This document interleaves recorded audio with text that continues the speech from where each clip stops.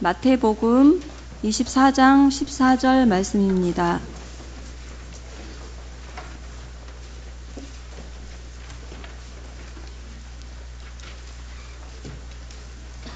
이 천국 복음이 모든 민족에게 증언되기 위하여 온 세상에 전파되리니 그제야 끝이 오리라. 아멘. 오늘 강사님은요, 아주 멋지시고 잘생기신 우리 강사님을 특별하게 모셨습니다. 그래서 모든 민족에게라는 제목으로 말씀을 전하실 때 많은 은혜 받으시기 바랍니다.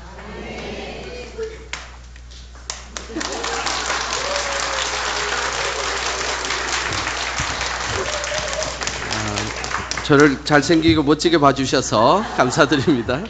예. 오늘 헌신예배 우리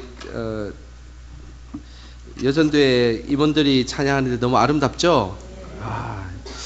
이렇게 우리 교회에 안 그래도 우리 교회가 이 울림이 아주 좋은 교회인데 찬양하는 울림 소리가 너무 아름답게 들려가지고 너무 감사했습니다. 보통 공기 반 소리 반 뭐 그런 이야기 하지 않아요. 그래서 오늘 보니까 공기 반 찬양 반 이런 느낌으로 온 성전이 찬양함의 기쁨과 그 찬양이 너무 가득했습니다. 우리 수고하신 우리 여전도회 임원들에게 박수 한번 하겠습니다. 네, 감사드립니다. 우리 프레이즈를 좀 띄워주시겠습니까? 뭐 평소에 또 말로 설교를 많이 하지만 또 오늘 특별히 특별한 강사를 초대해 주셔가지고 제가 특별하게 준비를 좀 했습니다. 오늘 본문 말씀을 같이 한번 보겠습니다. 화면을 한번 콕 찍어 주셔야 돼요. 그래야 화면이 이렇게 움직일 수 있습니다. 아니요, 예. 자, 그러면 오늘 본문 말씀을 같이 한 번 더 읽어보겠습니다. 이 천국 복음이 모든 민족에게 증언되기 위하여 온 세상에 전파되리니 그제야 끝이 오리라. 아멘. 오늘 이 예수님의 말씀 중에서 특별히 이 세상에 끝이 올 때는 모든 민족에게 이 하나님의 복음이 온 세상에 전파될 때 이 세상에 끝이 오겠다라고 분명한 약속의 말씀을 하셨습니다.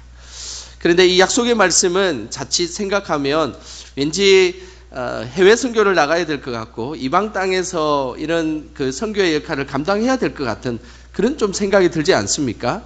그런데 오늘 이 말씀은 물론 모든 민족 하면 우리가 경험할 수 없는 해외의 많은 그런 민족들에게도 포함되지만 이 모든 민족은 모든 사람이다라는 표현도 동일한 말씀입니다. 모든 사람이라는 것은 다른 것이 아니라 우리 가족도 될 수 있고 그리고 우리 이웃도 될 수 있다는 것입니다. 그래서 이 본문의 말씀을 가족과 이웃 이렇게 조금 더 우리 옆에 있는 사람들을 대상으로 이 말씀을 보통 적용을 잘 하지 않고 이 말씀을 할 때 왠지 저 멀리 가서 선교를 해야 될 것 같은 그런 느낌이 들 때가 있습니다. 그렇지만 오늘 이 말씀은 우리가 경험하지 못하는 그런 종족들에게도 말씀을 전해야 하는 것뿐만 아니라 우리 주변에 있는 모든 사람들에게 동일한 그 복음의 말씀을 전하는 것, 이것이 참으로 필요한 것임을 우리에게 말씀하고 있습니다. 여전도회라는 이름이 궁극적으로 목적하는 바가 무엇인 것 같습니까? 여전도회는 무엇을 위해서 여전도회가 존재하는 것 같습니까? 이름 그대로 전도를 하기 위한 목적입니다. 그죠? 전도를 하기 위한 목적으로 밥도 먹고 놀러도 다니고, 그죠? 그렇게 하는데, 오히려 이것이 반대가 되면 곤란하지 않겠습니까? 그죠? 그러니까, 여전도의 궁극적인 목적은 하나님 앞에 전도를 하는 것이 목적입니다. 선교를 하는 것이 목적이고, 그리고 그 이런 모임의 주체가 다 하나님의 그 복음 전하는 것이 목적이 되어야 한다는 것입니다. 그래서 여전도회라는 것은 다른 것이 아니라 하나님의 복음을 얼마나 잘 전할 수 있고 선교를 얼마나 잘할 수 있을까, 이런 목적으로 모여서 친교도 나누고 힘을 얻는 것입니다. 그리고 회비를 이렇게 걷는 목적도 하나님의 선교를 위한 목적으로 회비도 걷고 해야 되는 것입니다. 아마 우리 영광교회 3, 4 여전도회로부터 시작해서 7, 1, 2, 3 여전도회 모두가 저는 선교의 목적으로 회비도 다 거두시고 그리고 모임도 하시고 친교도 나눈다고 우리 생각을 하고 있습니다. 맞죠? 예. 그 목적으로 우리가 모인다는 거 참으로 중요한 일입니다. 그래서 하나님께서는 오늘 이 천국 복음이 온 민족에게 정언되기 위하여라는 이 말씀처럼 천국 복음이 늘 온 모든 민족뿐만 아니라 우리 주변에 있는 모든 사람들에게 복음이 전해져야 되고 그 복음이 전해질 때 끝이 오는 것처럼 여전도의 궁극적인 목적은 하나님 전도를 위해서 선교를 위해서 애쓰는 것. 이것이 주된 목적임을 잘 생각하셔야 됩니다. 그렇지 않고 이 목적의 방향이 선교와 전도와 이런 것들은 자꾸자꾸 없어지고 그 선교와 전도를 하기 위해서 열심히 모였던 다른 목적으로 이 방향이 다른 쪽으로 가게 된다면 그것은 우리가 다시 한 번 더 왜 여전도회가 이 교회에 존재하는지 그리고 이 여전도회가 왜 있어야 하는지에 대한 궁극적인 이유를 하나님 앞에 물어보아야 된다는 것입니다. 그래서 저는 우리 영광의 여전도회가 늘 하나님 말씀 중심으로 선교와 그리고 복음 전도의 앞장서는 우리 모든 여전도회 그리고 우리 모든 영광교회 식구들이 되시기를 주님의 이름으로 축복합니다. 그리고 위해서는 오늘 하나님께서 약속하시기를 우리가 잘 아는 예수님의 지상 명령입니다. 우리 같이 마태복음 28장 19절에서 20절 같이 한번 읽어보겠습니다. 그러므로 너희는 가서 모든 민족을 제자로 삼아 아버지와 아들과 성령의 이름으로 세례를 베풀고 내가 너희에게 분부한 모든 것을 가르쳐 지키게 하라. 볼지어다 내가 세상 끝날까지 너희와 항상 함께 있으리라 하시니라. 세상 끝날까지 우리는 복음의 증인이 되어야 할 것이고 그렇지만 분명한 약속이 있습니다. 그 증인으로 살아갈 수 있는 것은 세상 끝날까지 누가 우리와 함께 하신다고요? 예수님이 함께 하신다는 것입니다. 그래서 세상 끝날까지 우리는 복음의 증인이 되어야 될 것이고 그리고 세상 끝날까지 함께 하시는 그 예수님의 능력으로 그 복음의 역할들을 감당하는 것입니다. 우리는 우리의 힘으로 이 일들을 감당하는 것이 아닙니다. 주님이 함께 하시는 그 은혜로 감당하는 것입니다. 이 주님이 주시는 그 능력과 힘의 에너지가 우리의 근원이 되지 않고 자꾸 나의 힘과 나의 능력으로 그것이 이루어진다면 처음에는 그 일들이 잘 진행되는 것 같지만 어느 순간에 가면 예수님의 열매, 하나님의 열매, 성령의 열매는 맺히지 않고 본인의 자랑과 업적과 자아의 열매로 그것이 맺혀질 수 있다는 사실을 꼭 기억하시길 바랍니다.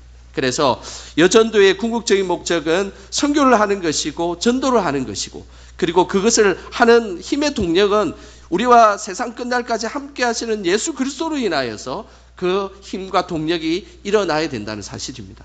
저는 우리 여전도회가 늘 예수님 주시고 예수님이 우리와 함께 하시는 그 동력으로 항상 힘을 내셔서 그 힘으로 주의 역할들을 감당하시기를 주님의 이름으로 축복합니다.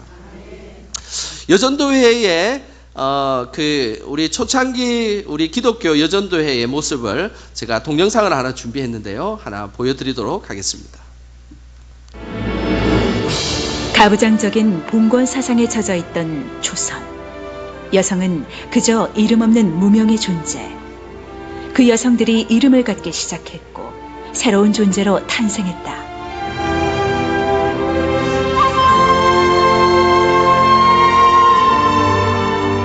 인간은 모두 평등하고 존귀한 존재라는 예수님의 말씀은 속박당하고 차별받던 조선의 여성들을 자유케 했다. 그것은 좋은 소식, 바로 진정한 복음이었다. 이름도 없이 그냥 종살이처럼 이렇게 해오는 거를 계속했던 그런 시대여서 복음을 받아들인다는 거는 내가 하나님 앞에 남자나 여자나 똑같이 하나님의 자녀가 됐다는 그런 데서 자아를 발견하게 되면서 하나의 혁명적인 거가 일어난 거예요. 조선 여성의 재탄생, 그것은 조용한 역사의 혁명이었다.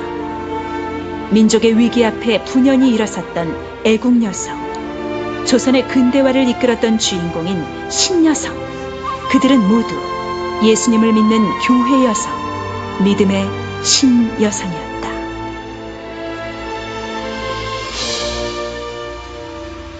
120년을 맞이하는 여전도회는 마포 삼열 선교사가 16살 소년에게 건넸던 전도지 한 장에서 비롯된다.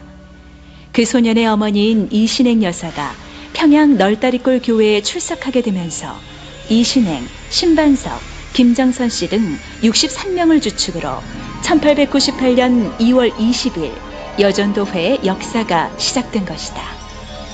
여전도회를 통한 여성들의 영적 각성은 교회 부흥으로 이어졌다. 1907년 평양 널다리골 교회 여성 사경회에서 회개하는 성령의 역사가 일어난다. 그것이 평양 대부흥의 신호탄이 된 것이다. 그 후 평양 여전도회는 당시 외국처럼 여겨졌던 제주도에 여전도서를 파송하는 등 선교 활동을 전개한다.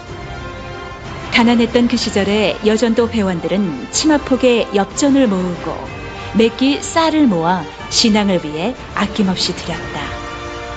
당시 여전도사를 전도부인이라고 불렀는데 가가호호 복음을 전하는 것은 물론 교회에서 글을 가르치며 문맹 퇴치 운동에도 앞장섰다. 1905년 을사조약이 체결되자 국채보상운동이 일어났고 여성들도 끼었던 반지를 빼서 바치자는 탈원의 운동과 금을 모아 나라를 살리자는 폐물 폐지 부인의 운동을 펼친다. 1919년 3월 1일 거국적인 항일운동에 수많은 기독교 여학교 학생들과 교회 부녀자들이 참여한다. 후에 여전도회 회장을 역임했던 독립투사 김마리아 여사가 투옥돼 고문을 당하기도 한다. 믿음의 여성들은 풍전등화 앞에 놓인 나라를 위해서 애국 여성으로서 새로운 눈을 뜨고 있었다. 실제로 이 여전도회의 이 시작이 사실 한국교회 부흥의 시작이었습니다. 우리가 잘 아는 1907년 평양의 대부흥, 그 평양의 대부흥의 첫 모임의 시작은 여성들이 모여서 하나님 앞에 기도하는 시간을 가졌다는 겁니다. 우리는 그 평양의 대부흥을 여성들이 시작했다는 것은 잘 모르고 있어요.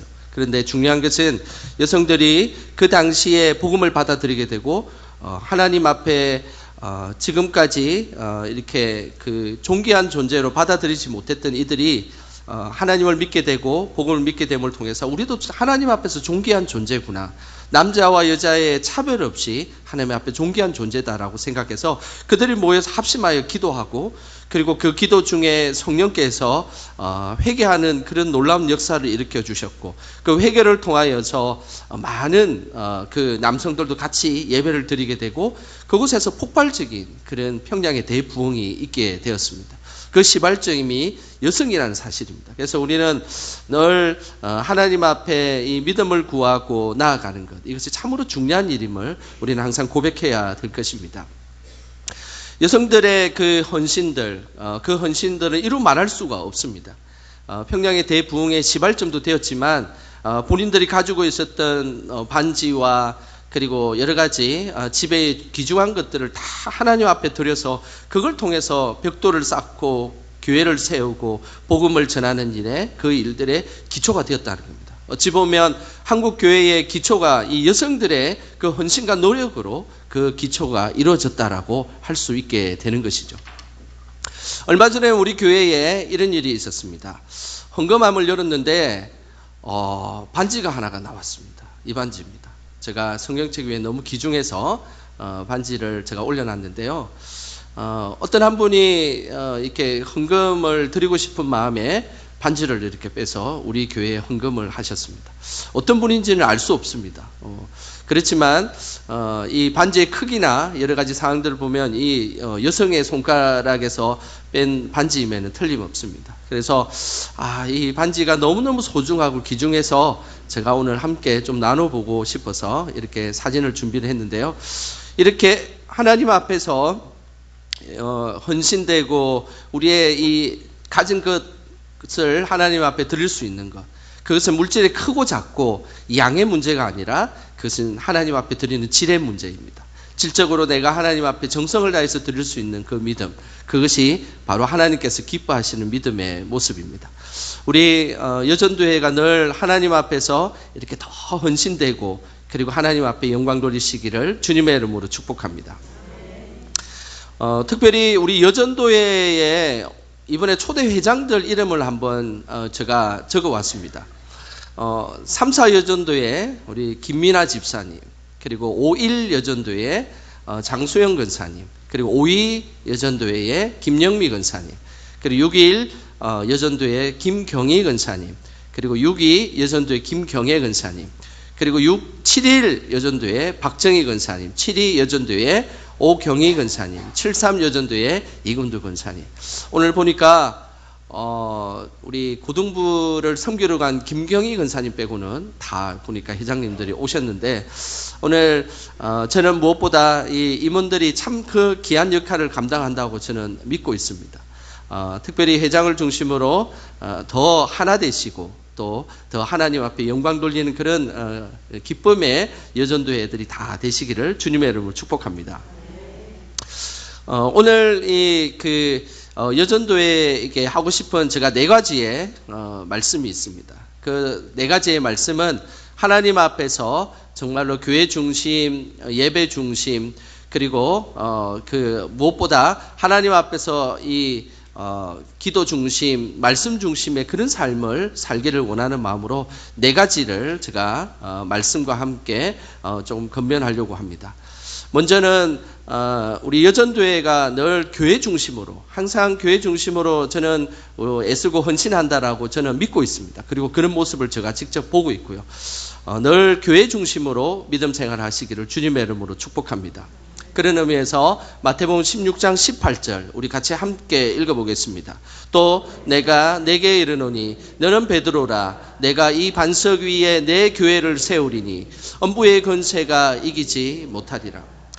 교회 중심으로 우리가 생활한다는 것에 대한 하나님께서 주시는 축복이 있습니다. 그것은 하나님께서 세우신 이 교회는 엄부의 권세가 이기지 못한다는 것입니다. 여러분들이 교회 중심으로 교회를 붙들고 신앙생활을 한다면 분명한 것은 엄부의 권세가 여러분들을 이기지 못할 것입니다. 어떠한 부정적인 것들, 악한 세력들, 이런 모든 세력들이 늘 교회 중심으로 믿음 생활하게 되었을 때 엄부의 권세가 이기지 못하는 그런 은혜를 경험하게 될 것입니다. 우리 여전도의 우리 회원들 모두가 늘 교회 중심으로 믿음 생활하심을 통하여서 엄부의 권세가 이기지 못하는 축복을 누리시기를 주님의 이름으로 소망합니다. 또 한 가지는 예배 중심입니다. 우리 시편 5편 7절 말씀 우리 같이 함께 읽어보겠습니다. 오직 나는 주의 풍성한 사랑을 힘입어 주의 집에 들어가 주를 경외함으로 성전을 향하여 예배하리이다. 오늘 시편 5편 7절은 오직이라는 이 단어와 맨 끝에 예배하리라는 이 단어를 이 한 문장으로 표현하면 오직 예배하리라라는 귀한 결단이 있는 말씀입니다.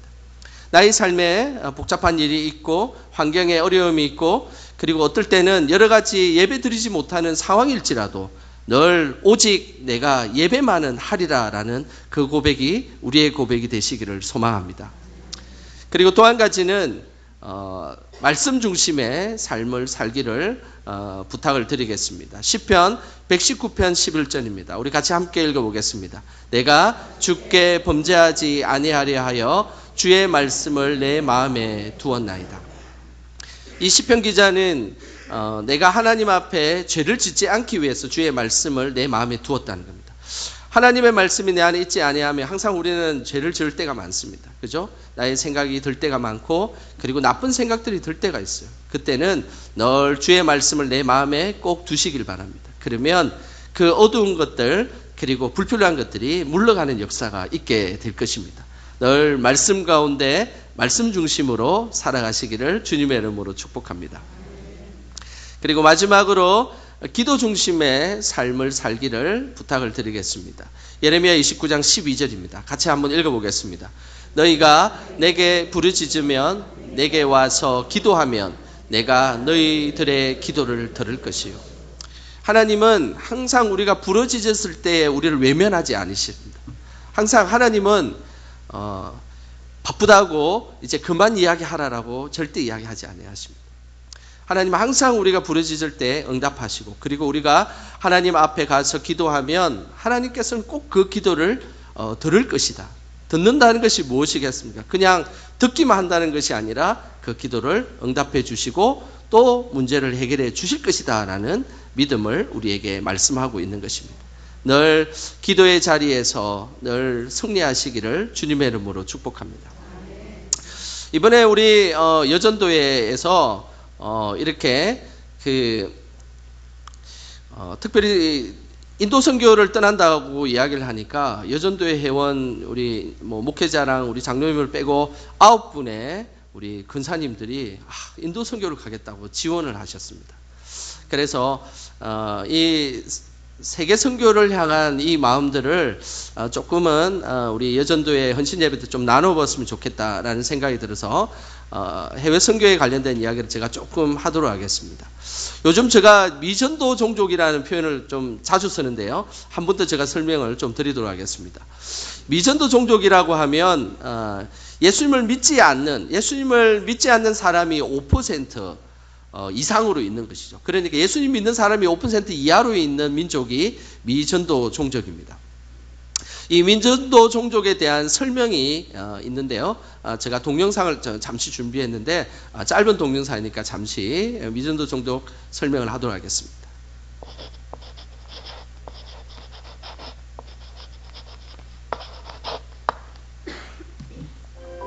미전도 종족은 외부의 도움 없이 스스로 복음을 전할 수 있는 사람이나 그리스도인 공동체가 5% 미만인 종족을 말합니다. 18세기 말부터 시작된 개신교 선교는 어디로 가야 하는가에 관심이 집중되어 있었기 때문에 해안가에서 깊은 내륙까지 지리적인 영역에서 큰 확장을 이루었습니다. 그러나 20세기 초 두 사람의 선교사를 통해 당시 지리적 관점 중심의 선교에 새로운 관점이 제시됩니다.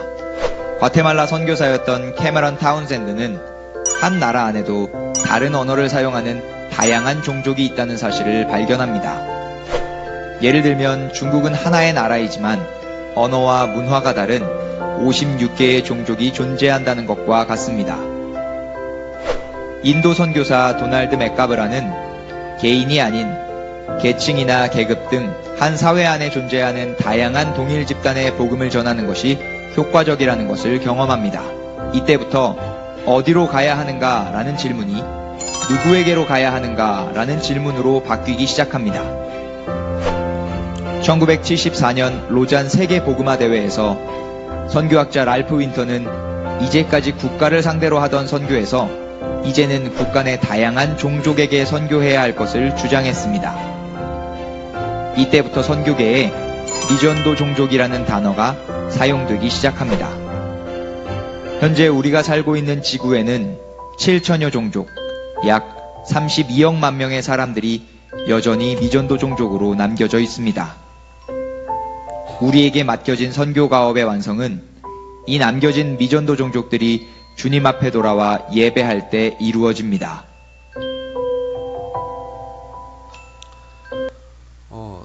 미전도 종족이라는 것은 매우 중요한 개념이었습니다. 다시 화면을 한번 보여주시겠습니까? 전 세계에 이렇게 미전도 종족을 빨간색으로 표기를 하면 이런 식으로 표기가 됩니다. 그래서 특별히 위도 한 10에서 40, 그래서 10, 40 윈도우, 10, 40 창이라고 표현하는데요. 이 선교학적으로 위도 10도에서 위도 40도에 중점적으로 이 미전도 종족들이 있습니다. 특별히 제가 그 인도를 이렇게 표시를 했는데요. 인도 한번 보십시오. 인도 가장 미전도 종족들이 많은 곳입니다. 근데 인도의 선교가 사실은 그 2000년이라는 선교 역사를 가지고 있어요. 그러니까 어마어마한 선교 역사를 가지고 있는데도 불구하고 인도가 이렇게 믿지 않는 종족들이 많은 이유는 그 당시에 이 전도의 방식이 잘못되었기 때문에 그런 일이 발생했다는 것이죠. 우리 미전도 종족에 대한 이야기를 했던 이 랄프 윈트라는 이 선교의 아버지라고 불리는 귀한 이 선교사님이 했던 이야기가 이런 이야기입니다. 1972년 로잔 선교대회 때 이런 이야기를 했습니다. 이렇게 많은 사람들이 아직 복음을 듣지 못한 이유는 주로 지역 중심의 선교가 이루어졌기 때문이다라는 것이죠. 그때 당시에 선교를 할 때 그냥 내가 인도 선교한다 이 정도 수준에서 선교가 머물렀던 것입니다. 그런데 인도 안에 들어가면 얼마나 많은 부족들이 있는지 모르고 그 부족들조차도 언어가 다 다르기 때문에 한 부족을 전도하지만 또 다른 부족은 전도되지 못한다라는 것이죠. 그래서 어떤 한 그 나라와 국가 중심으로 전도가 됐던 그것은 지금까지 잘못되었다라고 반성을 하고 1972년도에 비로소 우리의 전도의 방향이 이제 다른 방향으로 가야 되겠다라고 생각했던 거죠. 전도의 방향이 이렇게 장소를 중심으로 했던 정도의 방향. 이 장소, 이 지역 뭐 이렇게 이야기를 했는데 이것이 아니라 사람 중심, 종족 중심 이런 중심으로 돼야 제대로 선교가 돼야 된다는 것이 사실은 1972년도부터 이제 이 문제가 생기게 되었고 이렇게 전도가 진행되게 되었습니다. 미전도 종족이라는 표현은 5% 정도 미만의 기독교인이 있는 것인데 그거보다 더 심각한 표현이 있습니다. 그 심각한 표현은 여기에 지금 나와 있는 것처럼 비개척 종족이다라는 표현을 씁니다. 비개척 종족이 어떤 종족이냐면 복음화율이 0%입니다. 5% 미만 이런 게 아니라 아예 한 명의 신자나 사역자, 모국어 성경이 없는 그냥 전무후무한 크리스찬이 없는 종족이 여전히 전 세계에 존재한다는 거예요. 어느 정도 존재하냐면 이 0%에 해당되는 종족들이 이런 종족들입니다. 비개척 전도로 분포되어 있는 것은 전도 종족은 한 7,200개 정도 된다면 아직까지도 한 4,800개 정도는 한 번도 복음을 들어본 적이 없어요. 그러니까 좀 이상하지 않습니까? 많은 선교사님들을 지금까지 보내왔고 많은 우리 전국 전 나라에서 물질을 통해서 선교를 진행했는데도 불구하고 여전히 미개척 종족이 4,800개나 있다는 겁니다. 그리고 18억 명에 되는 사람들이 한 번도 예수님이 누군지 기독교가 뭔지를 들어보지 못하고 살아가고 있다는 겁니다. 지금까지 지역 중심으로 선교했던 것의 한계점이 여기에 있는 것이죠. 그래서 이제 최근에 많은 이 FTT라는 단체뿐만 아니라 제가 이제 인도 선교를 같이 가는 GAP라는 개입이라는 선교 단체도 마찬가지. 이런 선교 단체들이 이제 전략적으로 이제서야 이 종족 중심으로 선교를 해야 되겠다라고 그렇게 고백을 하게 되었던 것이죠. 그래서 이번에 이제 우리 성도님들이 인도 선교를 우리 같이 떠나게 되었습니다. 미전도 종족의 국가들 1순위가 바로 인도입니다. 그리고 2순위가 파키스탄, 3위가 중국, 4위가 방글라데시인데 1위, 2위가 너무나 차이가 많습니다. 이 파키스탄이 대략 한 786개, 한 700개 정도 미전도 종족이 있다면 인도는 무려 한 2,000개 정도의 미전도 종족이 여전히 존재하는 겁니다. 그러니까 전 세계에 지금 선교를 제대로 하는 나라와 국가와 교회들은 집중적으로 이 인도 선교를 감당해야 되겠다라고 이들이 다 결단하고 있는 것입니다. 그래서 감당할 수 없는 이 인도, 지금 세계 인구 1위가 된 이 인도를 선교하는 것이 그만큼 중요한 시기가 된 것이죠. 인도 선교는 이 힌두교의 나라이다 보니까 인도 선교가 사실은 쉽지 않습니다. 그리고 힌두교뿐만 아니라 이 다신교의 나라입니다. 인도의 신은 몇 개냐면 3억 3천만 개 정도 됩니다. 그러니까 동네마다 그냥 신들이 다 있는 거예요. 다. 일본이 한 100만 개 정도 신이 있다고 이야기하는데 그거는 게임도 되지 않습니다. 인도는 3억 3천만 개의 신을 섬기고 있고 그리고 헤아릴 수 없는 그런 종족과 숫자들이 있습니다. 그래서 2272 종족, 그 중에서 개요 한 200여 종족만 지금 이제 복음이 전해졌고 언어가 1599개. 그러면서 선교사님들이 이번에 제가 그 인도 선교 가서도 그런 이야기를 했어요. 인도는 5km만 가면 다른 언어를 쓴다는 겁니다. 그러니까 조금만 가면 다른 언어를 쓰니까 이게 조금 전도해가지고 복음 전파해가지고 될 일이 아닌 거예요. 그래서 전 세계 사람들이 지역을 나누고 섹터를 나눠가지고 종족 하나하나를 다 입양해서 우리가 이곳에 기도하고 전도하겠다라는 전략을 세워야 된다는 것이죠. 그리고 인도는 카스트 제도, 우리가 잘 아는 그런 카스트 제도로 인해서 3,000년의 전통으로 인해서 인도 선교가 제대로 이루어지지 않은 것은 사실입니다. 이번에 저희들이 가게 될 인도 이제 종족은 비자이와다라는 곳인데요. 저번에 제가 우리 김정은 장로님하고 같이 갔던 곳은 이 우다이푸르라는 지역입니다. 델리에서 조금 밑에 있는 곳이죠. 그리고 이번에 저희 교회에서 가는 곳은 그 비자이와다라는 곳은 인도에서 델리에서 다시 한 2시간 반 정도 비행기를 타고 내려가서 인도 남부 지역에 있는 곳입니다. 이곳에 가서 선교를 이제 감당하게 될 텐데요. 많이 기도를 많이 해 주시길 바랍니다. 그래서 저희들의 발자취가 이 미전도 종족이 종족 전도로 전도 종족으로 바뀔 수 있다면 그것은 우리의 발자취가 아주 큰 세계적인 발자취가 될 것입니다. 우리 그 인도 선교는 날짜가 우리 달력에 나와 있는 날짜보다 일주일 좀 앞당겨졌습니다.